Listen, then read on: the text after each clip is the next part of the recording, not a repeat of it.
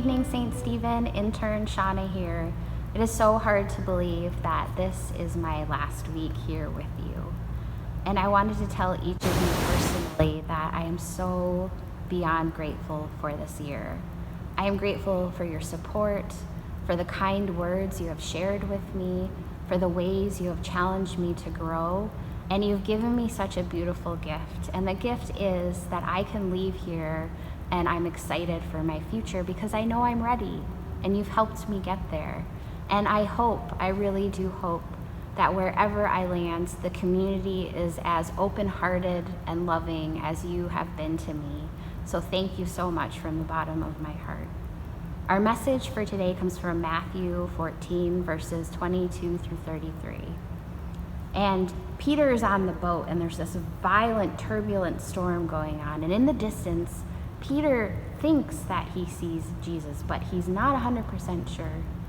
And Jesus is calling to Peter.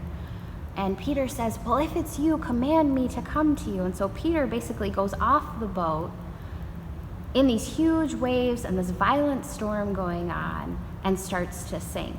And then Jesus grabs Peter and pulls him up and says, Peter, you've had such little faith. But when I read this, I go, well, of course he was terrified. Of course he had little faith. And I think that fear, it's a part of our human experience, especially right now during uncertain times. And it reminds me that it is so important to make sure that fear in this space is not taking over our lives. And so if you're having trouble sleeping, or if you're having a lot of anxiety, fear is something that we can work on, and that we can do things differently within our day to help cope with the fear that we're experiencing right now.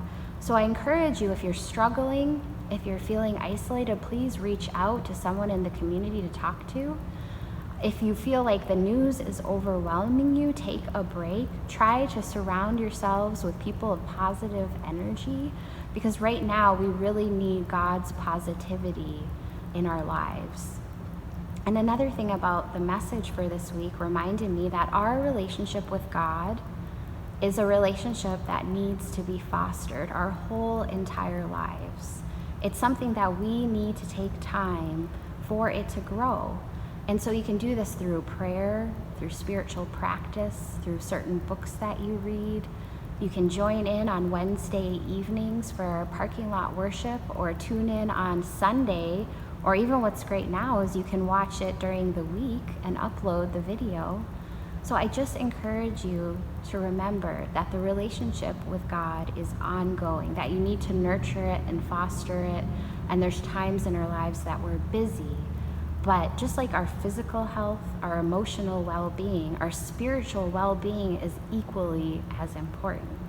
And in the Old Testament, it really does feel like God was getting to know us.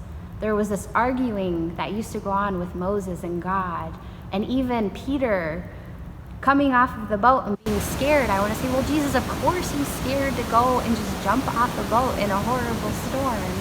Fear is a part of our human experience. But what you can do during this time, this challenging time, is instead of thinking of it as an obstacle, think of it as an opportunity. Where do you have opportunities right now? So you might be at home more. Where are opportunities that you don't normally have? Maybe you can go on more walks. Maybe you can prepare more meals at home, have family game night, talk to friends or relatives that usually you don't have the time to do.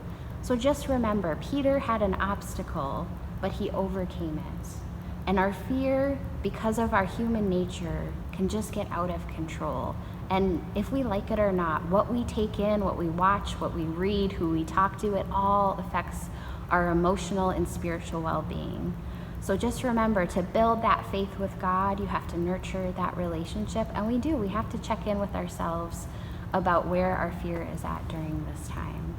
So again, I just want to say to you from the bottom of my heart, thank you so much. I am so grateful that St. Stephen offers these opportunities and will continue to have interns. It has been such a gift in my life, and I will always look back at this time and smile. So thank you so much. God bless you. Have a wonderful evening.